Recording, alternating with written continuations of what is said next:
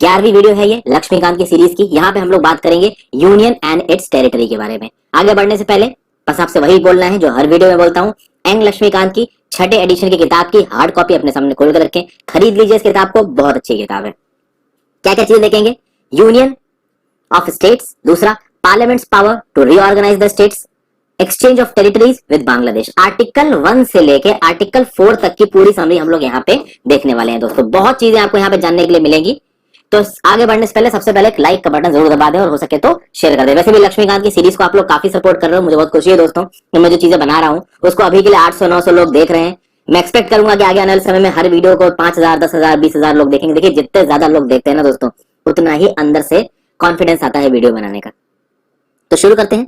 Part 1 of the constitution का title है union and its territory. तो ये जो union and its territory title है, this is the title of part 1 of the constitution. 4 articles इसमें आ रहे हैं, आर्टिकल 1 टू आर्टिकल 4।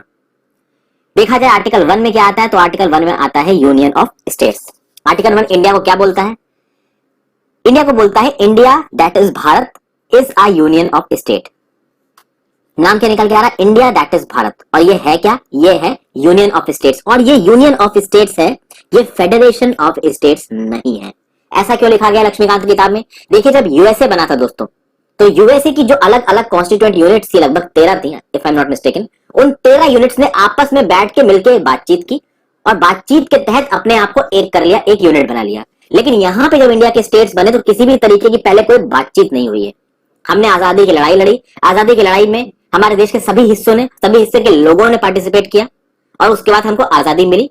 तो उसका जो हमारा कॉन्स्टिट्यूशन बनाया उसमें बोला India that is Bharat as a union of state. तो ये जो चीज बोली गई है आर्टिकल 1 में, India that is Bharat as a union of state, ये अपने आप में दो चीजों को दर्शाता है दोस्तों। India that is Bharat as a union of state दो चीजों को दर्शा रहा है। कौन कौन सी चीजें? पहली चीज तो ये दर्शा रहा है कि नाम क्या है हमारे देश का। तो भैया हमारे देश का नाम पे जब बात आई कॉन्स्टिट्यूएंट असेंबली में तो अच्छी खासी बहस हुई। कुछ लोगों ने बोला नाम होना चाहिए ट्रेडिशनल, तो नाम होना चाहिए भारत। कुछ लोगों ने बोला नहीं भाई इंडिया नाम होना चाहिए, इंडिया मॉडर्न नाम लेंगे, पुराना क्यों लेंगे, भारत तो ट्रेडिशनल नेम है। तो कॉन्स्टिट्यूएंट असेंबली ने बोला कि भाई टेंशन नहीं है, दोनों ले लेते हैं, तो नाम रखा India that is Bharat. Okay, तो ये हमारा ऑफिशियल नेम है हमारे कॉन्स्टिट्यूशन के हिसाब से। दूसरा टाइप ऑफ पॉलिटी, जब बोला गया यूनियन ऑफ स्टेट्स, इसमें हमारी देश की पॉलिटी के टाइप को दोस्तों बताया गया। कैसे बताया गया कि अगर हमारा देश यूनियन ऑफ स्टेट्स है, इसका मतलब ये होता है कि हमारे देश के किसी भी स्टेट को ये राइट नहीं है, ये अधिकार नहीं है कि वो हमारे देश से अलग हो जाए। कोई भी स्टेट हो हमारे देश का, कल को उठ के खड़े होकर ये नहीं बोल सकता कि भैया हम अलग, हम इंडिया के साथ नहीं रहना चाहते। आप इंडिया के पार्ट हैं और आप हमेशा इंडिया के पार्ट रहेंगे, अच्छा लगे चाहे ना लगे, ये बात बोली गई। अब देखिए अगर आप अमेरिकन फेडरेशन की बात करते हो दोस्तों, तो वहां पे थोड़ी सी चीजें अलग है। अमेरिका के जो स्टेट्स है ना, 50 स्टेट्स हैं, तो 50 जो सेनेट में आते हैं लोग, 100 मेंबर्स आते हैं, तो हर स्टेट से 2 मेंबर्स वहां की सेनेट में आते हैं, जो कि वहां की राज्यसभा है। तो वहां के जो स्टेट्स की जो बाउंड्री है ना, वो उन स्टेट्स की मर्जी के बिना नहीं बदली जा सकती।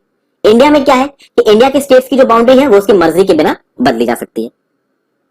तो यहाँ पे जो इंडिया है दैट इज भारत और यूनियन ऑफ स्टेट्स है, ये है एक indestructible union of destructible states. और अमेरिका क्या है? Indestructible union of indestructible states. ये शायद थोड़ी देर में आगे आएगा, फिर मैं आपको बता दूंगा। तो हमारा जो देश है ये पूरी एक आप कह सकते हैं इकाई है, पूरा कंसोलिडेटेड आप कह सकते हैं एरिया है। अब देखिए आर्टिकल 1 में हमारे स्टेट्स को किन किन भागों में बांटा गया है। तो भाई आर्टिकल 1 में आता है टेरिटरी ऑफ द स्टेट्स, दूसरे यूनियन टेरिटरीज, तीसरी वो टेरिटरीज जो आने वाले समय में गवर्नमेंट ऑफ इंडिया एक्वायर कर सकता है। अब क्या है ना दोस्तों, स्टेट्स की टेरिटरी को बांटना जरूरी इसलिए है ताकि एडमिनिस्ट्रेशन का कन्वीनियंस रहे। भाई इतना बड़ा इलाका है, इतना बड़ा एरिया है हमारे देश का, तो पूरे एरिया को आप सेंट्रली तो एडमिनिस्ट्रेट कर नहीं सकते, तो आप स्टेट्स में बांटो। स्टेट्स में बांटेंगे तो कन्वीनियंस ऑफ एडमिनिस्ट्रेशन रहेगा। अब जब स्टेट्स में बांटा, तब स्टेट्स इतने बड़े बड़े हैं, राजस्थान, यूपी, मध्य प्रदेश जैसे, महाराष्ट्र जैसे मैमोथ स्टेट से इतना बड़ा इलाका है, तो उसके लिए भी एक लेवल ऑफ गवर्नेंस लानी पड़ी बाद में, पंचायती राज म्युनिसिपैलिटी, वो खैर एक गलत चीज है। तो अभी के लिए देखा जाए दोस्तों, first schedule of the constitution में हमारे सारे स्टेट्स के नाम, यूनियन टेरिटरीज के नाम, उनकी टेरिटोरियल एक्सटेंट क्या है, ये सब लिखा हुआ है। अभी के लिए हमारे देश में दोस्तों अगर बात की जाए कितने स्टेट्स हैं, कितनी यूनियन टेरिटरीज है, तो 28 स्टेट्स हैं। पहले 28 थे, तेलंगाना बना 29 हो गए। अब जम्मू एंड कश्मीर पहले स्टेट था, अब वो स्टेट नहीं रहा है, तो स्टेट्स वापस 28 हो गए। यूनियन टेरिटरीज पहले 7 थी, फिर 2 यूनियन टेरिटरीज में कौन सी बनी, तो जम्मू एंड कश्मीर को 2 भागों में तोड़ दिया गया, union territory of Jammu and Kashmir और यूनियन टेरिटरी ऑफ लद्दाख, तो 7 और 2 9 हो गई। लेकिन उसके बाद एक यूनियन टेरिटरी कम हुई। कैसे? पहले 2 यूनियन टेरिटरीज थी, एक थी दादरा एंड नागर हवेली, दूसरी थी दमन एंड दीव। अब उसको बोल दिया गया है Dadra and Nagar Haveli and Daman and Diu, दोनों को मिला के एक यूनियन टेरिटरी कर दिया गया। तो -1 किया तो आप टोटल यूनियन टेरिटरीज कितनी है? 8 है। हालांकि जब आप दादरा और नागर हवेली और दमन एंड दीव को मैप पे देखोगे ना, तो दोनों कंटिन्यूअस नहीं है, कंटीजियस नहीं है, दोनों थोड़ा एक दूसरे से दूर है, बीच में स्टेट की बाउंड्री आ जाती है, बट फिर भी दादरा एंड नागर हवेली दमन एंड दीव एक टेरिटरी है। तो टोटल इस समय पे देखा जाए दोस्तों, इंडिया में कितनी यूनियन टेरिटरीज है? तो यूनियन टेरिटरीज है 8, स्टेट्स कितने हैं? 28। ओके, इन सारी यूनियन टेरिटरीज को, इन सारे स्टेट्स को हमारे कॉन्स्टिट्यूशन के प्रावधान के हिसाब से चलाया जाता है, उनकी फंक्शनिंग होती है। कुछ एक्सेप्शंस दे रखे हैं हमारे कॉन्स्टिट्यूशन में, वो एक्सेप्शंस मिल जाएंगे under part 21 of the Indian constitution. तो जब आप part 21 of the Indian constitution देखेंगे तो टेम्परेरी एंड ट्रांजिशनल प्रोविजंस की बात की गई उसमें। जो जम्मू एंड कश्मीर वाला आर्टिकल 370 था, ये इसी पार्ट 21 में है। अच्छा, एक सवाल आपसे, जम्मू एंड कश्मीर स्टेट अब जम्मू एंड कश्मीर नहीं रहा है, 2 यूनियन टेरिटरी में बढ़ चुका है, तो क्या आर्टिकल 370 रद्द हो गया है, हटा दिया गया है? नहीं दोस्तों, आर्टिकल 370 को अभी हटाया नहीं गया है, वो इनऑपरेटिव हो गया है। देखिए, हमारी सरकार बहुत सही है, बहुत सही दिमाग लगाया हमारी सरकार ने। हमारी सरकार ने article 35A of the Indian constitution, जो कि जम्मू एंड कश्मीर के रेजिडेंट्स को एक एक्स्ट्रा पावर देता था, उसको इनऑपरेटिव कर दिया एक एग्जीक्यूटिव ऑर्डर से। ओके, और यूनियन टेरिटरी बांट दी एक सिंपल अमेंडमेंट से, तो एक कॉन्स्टिट्यूशन अमेंडमेंट कराने की जरूरत भी नहीं पड़ी। अभी आप देखोगे इस आर्टिकल 1 to 4 में किसी भी स्टेट को कम करने में, या किसी एक स्टेट को यूनियन टेरिटरी में तोड़ने के लिए, या किसी एक यूनियन टेरिटरी को दूसरी यूनियन टेरिटरी से मिलाने के लिए, इन सब चीजों के लिए कॉन्स्टिट्यूशन अमेंडमेंट एक्ट की जरूरत नहीं है हमारे संविधान में। तो उसी का इस्तेमाल करते हुए दोस्तों क्या किया हमारी सरकार ने, आर्टिकल 370 को डिलीट नहीं किया। देखिए, अगर आर्टिकल 370 को डिलीट करते ना, तो एक कॉन्स्टिट्यूशनल अमेंडमेंट एक्ट पास करना पड़ता, और कॉन्स्टिट्यूशनल अमेंडमेंट एक्ट पास करने पाते तो इतना ज्यादा विरोध होता कि शायद पास हो ही ना पाता। इसलिए सीधे सीधे आर्टिकल 35A को एक एग्जीक्यूटिव ऑर्डर से हटा दिया गया, और उसके बाद स्टेट्स बांट दिए गए आर्टिकल 3 का इस्तेमाल करके। आर्टिकल 3 क्या है मैं आपको बताऊंगा, और उस आर्टिकल 3 के लिए एक छोटा सा लेजिस्लेटिव प्रपोजल डाला, उसको सिंपल अमेंडमेंट से पास करा दिया गया, तो कॉन्स्टिट्यूशनल अमेंडमेंट की जरूरत ही नहीं पड़ी। बहरहाल वो एक अलग चीज है, मैं आपको अंडरस्टैंडिंग के लिए समझा रहा हूं।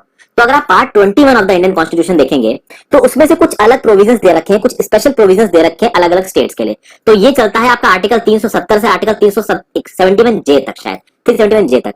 तो बहुत सारे अलग अलग स्टेट्स जैसे कि महाराष्ट्र, गुजरात, नागालैंड, असम, मणिपुर, आंध्र प्रदेश, तेलंगाना, सिक्किम, गोवा, अरुणाचल प्रदेश और राज्यों के लिए कुछ स्पेशल प्रोविजंस बना रखे गए हैं। ये स्पेशल प्रोविजन सिर्फ इनके लिए नहीं है। तो 5th schedule of the Indian constitution, 6th schedule of the Indian constitution में भी कुछ स्पेशल प्रावधान किए गए हैं उन जगहों के लिए जो कि शेड्यूल्ड एरियाज में आते हैं या ट्राइबल एरियाज में आते हैं। उसको जब हम वहां पहुंचेंगे तब पढ़ेंगे, अभी के लिए उसको जबरदस्ती आगे बढ़ाने की जरूरत नहीं है। एक बहुत इंपॉर्टेंट डिफरेंशिएशन हमको देखना है कि भैया एक टर्मिनोलॉजी होती है टेरिटरी ऑफ इंडिया, एक टर्मिनोलॉजी होती है यूनियन ऑफ इंडिया, इन दोनों में क्या फर्क है? देखिए दोस्तों, union of India territory of India से छोटा है, ध्यान रखिएगा। यूनियन ऑफ इंडिया में केवल स्टेट्स आते हैं, टेरिटरी ऑफ इंडिया में हमारे स्टेट्स, हमारी यूनियन टेरिटरी और बाकी वो सारी टेरिटरीज आती हैं जिनको आगे आने वाले समय में सरकार अपने अंदर ले सकती है, अपने में शामिल कर सकती है। तो कल की डेट में मान लीजिए इंडिया बहुत बड़ी इकोनॉमिक पावर बन जाता है, आज से 20-25 साल बाद हम लोग इतने ज्यादा ताकतवर हो जाते हैं कि हमारा दबदबा पूरी दुनिया में हो जाए, तो कहो हम अक्सर चीन चाइना से वापस ले लें। हालांकि ये होता हुआ पॉसिबल लग नहीं रहा, चाइना का जो स्टांस है उसके बारे में भी बात करेंगे। बस मैंने आपको एक एग्जांपल दिया। अच्छा, आप लोग बोलोगे कि भाई यूनियन ऑफ इंडिया में केवल स्टेट्स को क्यों जोड़ा है, हमने यूनियन टेरिटरी को क्यों नहीं जोड़ा? तो टेरिटरी ऑफ इंडिया में तो आपको स्टेट्स भी दिख रहे हैं, यूनियन टेरिटरी भी दिख रही है, कोई और टेरिटरी मिला दिया वो दिख रही है, यूनियन ऑफ इंडिया में केवल स्टेट्स दिख रहे हैं। देखिए, यूनियन ऑफ इंडिया जो दोस्तों शब्द है ना, ये शब्द ये दिखा रहा है कि ये बहुत अलग अलग रीजन्स को मिलकर एक कंट्री बनाई गई है, और उन अलग अलग रीजन्स को अपने एडमिनिस्ट्रेशन में थोड़ी आजादी दी जाएगी। इसीलिए इस यूनियन ऑफ इंडिया में केवल स्टेट्स आते हैं। टेरिटरी ऑफ इंडिया में यूनियन टेरिटरी को क्यों जोड़ा गया? क्योंकि यूनियन टेरिटरी वो जगह है जो पूरी की पूरी सेंट्रल गवर्नमेंट के हिसाब से चलेगी, तो वहां पे सेंट्रल गवर्नमेंट जो चाहेगी बस वही होगा। लेकिन यूनियन ऑफ इंडिया में वो स्टेट्स आते हैं जो हमारे देश के अलग अलग रीजन को रिप्रेजेंट करते हैं, हमारे देश के अलग अलग कल्चर को रिप्रेजेंट करते हैं। उनकी एडमिनिस्ट्रेटिव कन्वीनियंस के लिए उनको कुछ हक देने की जरूरत थी, तो भाई स्टेट लिस्ट लेके आई गई हमारे संविधान में। इसलिए यूनियन ऑफ इंडिया में केवल स्टेट्स को जोड़ा गया है, और टेरिटरी ऑफ इंडिया में स्टेट्स, यूनियन टेरिटरी और बाकी टेरिटरीज को जोड़ा गया है। कुछ लोग सोचेंगे कि ऐसा क्यों है, तो ऐसा ये इसलिए है, मैंने आपको ये बता दिया। फिर जो हमारे स्टेट्स हैं वो हमारे फेडरल सिस्टम के एक मेंबर हैं। फेडरल सिस्टम मतलब कि जो नीचे के लेवल पे एंटिटीज हैं वो सेल्फ रूल के लिए उनको कुछ ताकतें दी जाए, कुछ नियम कानून बनाया जाए कि वो अपनी एडमिनिस्ट्रेशन अपने हिसाब से कर सके। ओके, तो ये डिस्ट्रीब्यूशन ऑफ पावर हुआ हमारे कॉन्स्टिट्यूशन में, इसकी भी आगे हम लोग बात करेंगे। ओके दोस्तों, अब देखिए, इंडिया एक सोवरेन स्टेट है, तो अगर एक इंडिया सोवरेन स्टेट है तो इंडिया किसी भी समय किसी फॉरेन टेरिटरी को एक्वायर कर सकता है। अब वो फॉरेन टेरिटरी को एक ट्रीटी के थ्रू एक्वायर करे, चाहे वो उस फॉरेन टेरिटरी को खरीद ले किसी और से। तो कल की डेट में हो सकता है बांग्लादेश एक छोटा सा इलाका इंडिया को दे दे कुछ पैसे के, वैसे होगा नहीं ऐसा, पर होता है ना। जैसे फॉर एग्जांपल अगर आप यूएसए का अलास्का देखो, अलास्का वाला रीजन देखो, तो वो यूएसए मेन लैंड के साथ नहीं जुड़ा, ऊपर की तरफ कनाडा के साथ जुड़ा हुआ है। तो वो जो अलास्का वाला रीजन है वो पहले रशिया के पास था, रशिया कंट्रोल में था, रशिया से खरीद लिया यूएसए ने।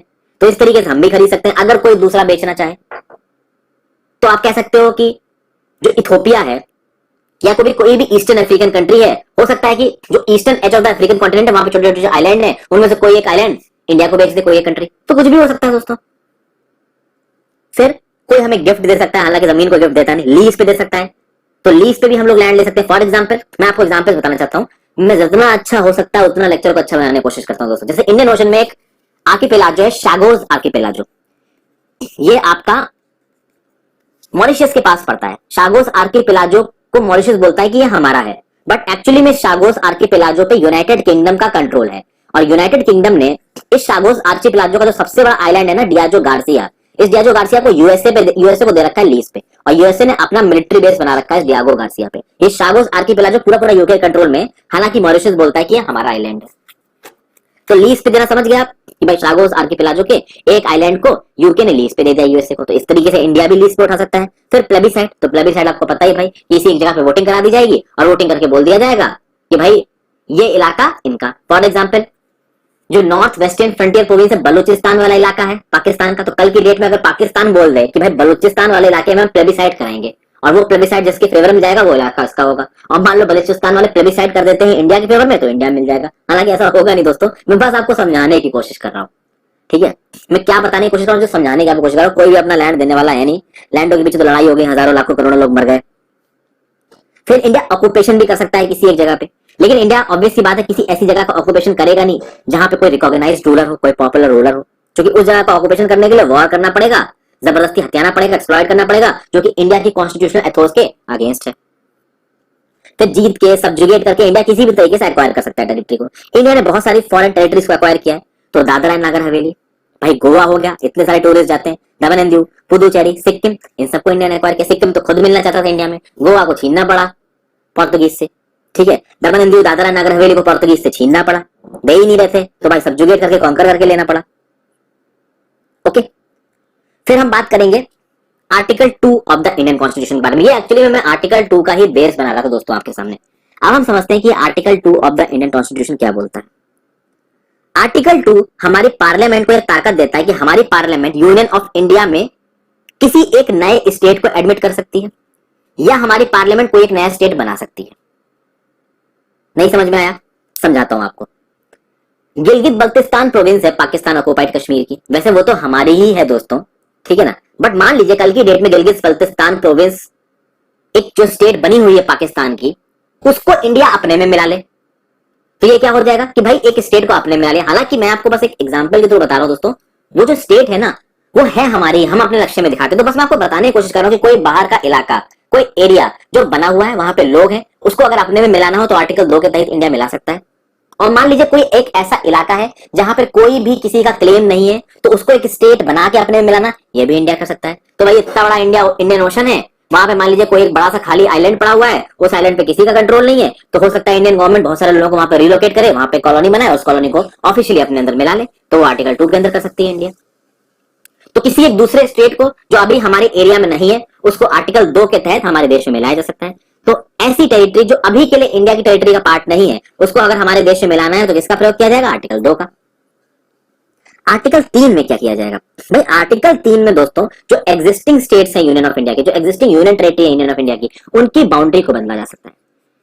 ये किया जाता है आर्टिकल 3 में। तो भाई अभी के लिए जो आपका यूनियन टेरिटरी बनाई गई है, जम्मू एंड कश्मीर की, लद्दाख की जम्मू एंड कश्मीर स्टेट को तोड़ते हुए आर्टिकल 3 के अंदर बनाई गई है, क्योंकि इंटरनल जो रीएडजस्टमेंट होता है ना बाउंड्री का यूनियन ऑफ इंडिया का, वो आर्टिकल 3 के अंदर होता है। तो भाई अब बात आती है parliament power to reorganise the state. क्या पार्लियामेंट के पास पावर है? देखते हैं इसको। तो भाई हमारी पार्लियामेंट किसी भी स्टेट का एरिया बढ़ा सकती है, किसी भी स्टेट का एरिया घटा सकती है, किसी भी स्टेट की बाउंड्री को बदल सकती है, किसी भी स्टेट के नाम को बदल सकती है, किसी भी स्टेट के थोड़े से एरिया को उठा के यूनियन टेरिटरी से जोड़ के एक नया एरिया बना सकती है, किसी भी स्टेट के पूरे एरिया को उठा के किसी और के साथ जोड़ के बना सकती है, मतलब किसी भी तरीके की खिचड़ी पका सकती है as far as internal readjustment of the boundary is concern.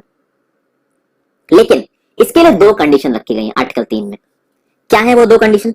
Condition ये है दोस्तों कि अगर आपको कोई भी इंटरनल रीएडजस्टमेंट करना है बाउंड्री का स्टेट्स के रिस्पेक्ट में, ध्यान दीजिएगा दोस्तों, यूनियन टेरिटरी के रिस्पेक्ट में नहीं, अगर यूनियन टेरिटरी की बाउंड्री को बदलना है तो किसी से पूछने की जरूरत नहीं, स्टेट सीधे कर देगा। एक्चुअली यहाँ पूछ नहीं रहे स्टेट्स के केस में, स्टेट के केस में अभी बताया ना आपको, यूनियन टेरिटरी की बाउंड्री बदलनी है तो सेंटर सीधे सीधे कर सकता है, किसी से पूछने की जरूरत नहीं, क्योंकि यूनियन टेरिटरी तो सेंट्रल ही चला रहा है ना। स्टेट्स की जब बात आती है तो भाई स्टेट में अलग सरकार होती है, तो अगर किसी स्टेट की बाउंड्री को अल्टर करना है तो उस केस में क्या करेगी हमारी गवर्नमेंट? उस केस में हमारी गवर्नमेंट के सामने दो चीजें हैं। एक तो उस बिल को पार्लियामेंट में बिना प्रेसिडेंट से बात किए इंट्रोड्यूस नहीं किया जा सकता, तो पहले प्रेसिडेंट का प्रायर रिकमेंडेशन जरूरी है इस तरीके के बिल को पार्लियामेंट में उतारने के लिए, जो बिल किसी स्टेट के नाम को बदल रहा है या उसके एरिया को बदल रहा है, कम कर रहा है, ज्यादा कर रहा है, कुछ भी कर रहा है। दूसरा, जिस स्टेट के एरिया को आप बदल रहे हो, या मान लीजिए किसी स्टेट को आप दो भागों में तोड़ रहे हो, आप जो भी कर रहे हो, तो जिस स्टेट पे उसका इफेक्ट आ रहा है उस स्टेट पे स्टेट लेजिस्लेचर के पास उस बिल को रेफर करना होगा। तो भाई एक बिल जो किसी स्टेट की बाउंड्री को बदल रहा है, नाम को बदल रहा है, तो ऐसा बिल पहले उस स्टेट की लेजिस्लेचर के पास भेजना पड़ेगा। उस स्टेट की लेजिस्लेचर को एक फिक्स्ड अमाउंट ऑफ टाइम दिया जाएगा कि भाई आपके पास इतना समय है, इतने समय में आप अपनी रिकमेंडेशन हमको दीजिए। तो अगर ये स्टेट लेजिस्लेचर अपनी उस समय में रिकमेंडेशन नहीं देता है तो कोई बात नहीं, पार्लियामेंट अपने हिसाब से कर सकती है। मान लीजिए उतने समय में स्टेट लेजिस्लेचर अपनी रिकमेंडेशन दे देता है और नेगेटिव रिकमेंडेशन देता है, बोलता है कि हम इस बिल के फेवर में नहीं है, तो भी कोई फर्क नहीं पड़ता, तब भी पार्लियामेंट अपने हिसाब से मूव फॉरवर्ड कर सकती है। स्टेट लेजिस्लेचर के पास बिल को भेजने का प्रावधान बस इसलिए है क्योंकि स्टेट लेजिस्लेचर में उस स्टेट के द्वारा इलेक्ट किए गए लोग हैं, तो उन लोगों के व्यू पॉइंट को उस स्टेट के लोगों का व्यू पॉइंट माना जाएगा, बस इसीलिए इस बिल को स्टेट लेजिस्लेचर के पास रेफर किया जाता है। बट अगर स्टेट लेजिस्लेचर कोई भी राय दे, चाहे पॉजिटिव राय दे चेंज को लेके, चाहे नेगेटिव राय दे, उस राय पे अमल करना न करना वो हमारे पार्लियामेंट पे डिपेंड करता है। अगर पार्लियामेंट उस पर अमल नहीं करना चाहती कोई बात नहीं, बिल पास हो जाएगा। ठीक है, ये बात हो गई।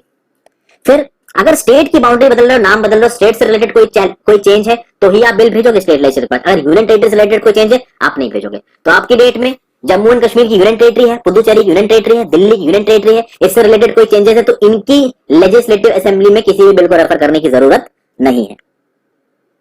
ओके, अब मान लीजिए ये बिल पार्लियामेंट में इंट्रोड्यूस हो गया, प्रेसिडेंट के पास से भी आ गया, स्टेट लेजिस्लेचर के पास से भी आ गया, बिल पार्लियामेंट में इंट्रोड्यूस हो गया, पार्लियामेंट में इसके ऊपर बहस हुई, कुछ चेंजेस वगैरह हुए, तो जब चेंजेस होंगे ना तो उन चेंजेस को करने के बाद फिर से स्टेट लेजिस्लेचर के पास भेजने की जरूरत नहीं। स्टेट लेजिस्लेचर के पास शुरू में एक बार भेजा जाएगा, उसके बाद जो भी बहस होगी, जो चेंजेस होगी, उसके साथ उसको इनकॉर्पोरेट किया जा सकता है। बार बार स्टेट लेजिस्लेचर के पास कमेंट के लिए बिल भेजने की जरूरत नहीं है। ओके, फिर देखते हैं दोस्तों, तो भाई क्लियर है कि हमारे कॉन्स्टिट्यूशन ने पार्लियामेंट को ताकत दे रखी कि नाम, बाउंड्री, एरिया एक स्टेट का बदला जा सकता है बिना उसकी इजाजत के, यानी पार्लियामेंट हमारे पॉलिटिकल मैप को रीड्रॉ कर सकता है। यानी कि हमारे देश की टेरिटोरियल इंटीग्रिटी तो पक्की है, तय है, लेकिन स्टेट्स की टेरिटोरियल इंटीग्रिटी तय नहीं है। इसलिए इंडिया को बोला जाता है an indestructible union of destructible states, यानी हमारा यूनियन डिस्ट्रक्टेबल नहीं है पर हमारे स्टेट्स डिस्ट्रक्टेबल है। तो जम्मू एंड कश्मीर को 2 भागों में तोड़ दिया गया, कल को यूपी को 4 भागों में तोड़ा जा सकता है, कुछ भी कर सकती है सरकार। यूएसए में क्या होता है? यूएसए में है भाई indestructible union of indestructible states, यानी कि उनका यूनियन नहीं टूट सकता, लेकिन उसकी स्टेट की बाउंड्री भी आप उस स्टेट की परमिशन के बिना नहीं बदल सकते। ठीक है, आई होप आपको चीजें समझ में आ रही होंगी दोस्तों।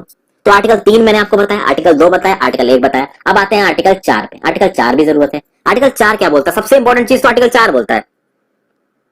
आर्टिकल 4 बोलता है कि भाई आर्टिकल 2 से रिलेटेड और आर्टिकल 3 से रिलेटेड अगर कोई भी चेंज करती है हमारी पार्लियामेंट तो उसको amendment of the constitution under article 368 नहीं माना जाएगा। समझ गए? अभी समझाता हूं कैसे। आर्टिकल 368 जब मैं आपको पढ़ाऊंगा दोस्तों, वहां पे अमेंडमेंट करने के बड़े तरीके हैं। स्पेशल मेजोरिटी जरूरत पड़ती है, special majority with concurrence of the 50% of state legislature, इसकी जरूरत पड़ती है। मेजोरिटी कितने तरीके की होती है मैंने लक्ष्मीकांत की पहले की वीडियो में बताया दोस्तों, अगर आप ध्यान से मेरी वीडियो पढ़ रहे होंगे तो आपको याद होगा।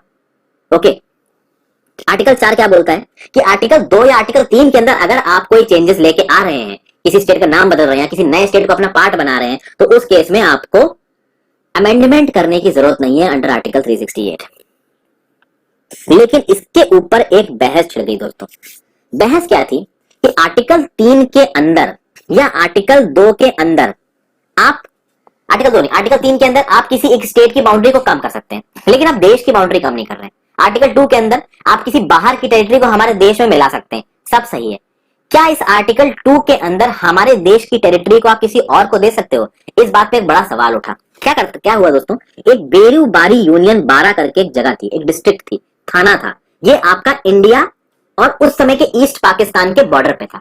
अभी के लिए इंडिया बांग्लादेश का बॉर्डर बोल लीजिए। इसके चक्कर में हो गया दोस्तों बवाल।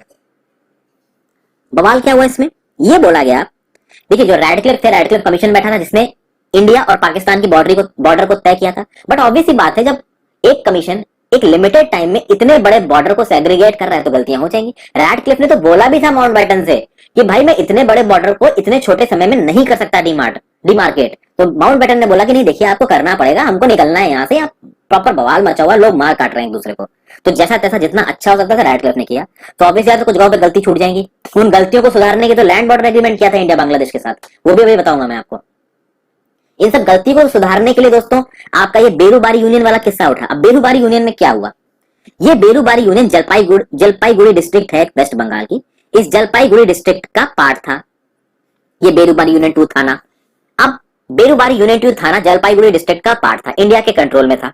बट इसको डॉक्यूमेंट में नहीं लिखा रेडक्लिफ ने। तो जब रेडक्लिफ ने डॉक्यूमेंट को नहीं लिखा तो भाई पाकिस्तान को प्रॉब्लम हुई। पाकिस्तान बोला ये तो हमारा है भाई, आपके डॉक्यूमेंट में भी कहा लिखा ये तो हमारा है, प्रॉपर बवाल बैठ गया, क्या किया जाए। तो भाई उस समय की सेंट्रल गवर्नमेंट ने सोचा क्या कि इस बेरूबारी यूनियन 12 को बांट दो 2 भागों में, आधा इंडिया का हो जाएगा, आधा पाकिस्तान का हो जाएगा। अब देखिए हमारी फॉरेन पॉलिसी दोस्तों कैसी रही है, एक एरिया जिसको हम पूरा अपना हथिया सकते थे तो उसको आधा बांट के पाकिस्तान को देने की बात कर रहे हैं। आज की डेट में देख लीजिए क्या हो रहा है, पाकिस्तान ने पाकिस्तान ऑक्युपाइड कश्मीर का थोड़ा सा हिस्सा चाइना को दे दिया, उसके through China Pakistan economic corridor निकल रहा है। अक्सई चीन का इलाका जो कि इंडिया का है उसके अंदर चाइना घुस के बैठा है और उसके बाद और अंदर घुस रहा है। अभी देखिए स्टैंड ऑफ चल रहा है, पीछे ही नहीं जा रहा है। तो बाहर वाले नेशंस लैंड को लेकर कितनी जबरदस्त लड़ाई कर रहे हैं। और इंडिया में क्या किया गया कि भाई बेरूबारी यूनियन 2 जो कि पूरा हमारे पास आ सकता था, कहा इसको आधा बांट दो, आधा इंडिया रखेगा आधा पाकिस्तान रखेगा। जैसे ये बोला गया बवाल मच गया, केस सुप्रीम कोर्ट में पहुंच गया। क्या हो गया था, क्या कर रहे थे ये कि भाई आर्टिकल 1 से लेकर आर्टिकल 4 की पावर, यानी देखिए आर्टिकल 3 में ये पावर थी पार्लियामेंट के पास कि आप किसी स्टेट के एरिया को डिमिनिश कर सकते हो।